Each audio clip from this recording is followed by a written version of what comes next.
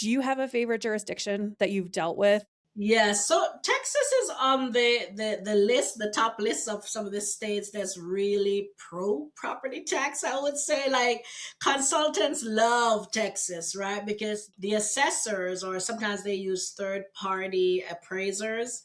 They're usually more understanding of how value works and what goes into it and what may impact value. So a lot of times you get a lot of positive outcome. Georgia is also a very good one.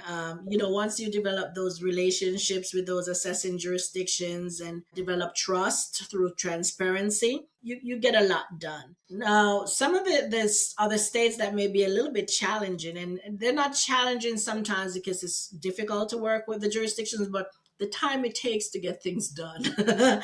For example, when you think of property tax appeals, trying to appeal a value, it takes a long time to turn in California, right? You could be waiting 1.5 before things, get done.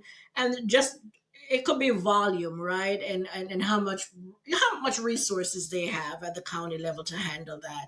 And then you have some, interesting states like Oregon and Washington, where they look at property a little bit different. Sometimes those property are valued at the state level.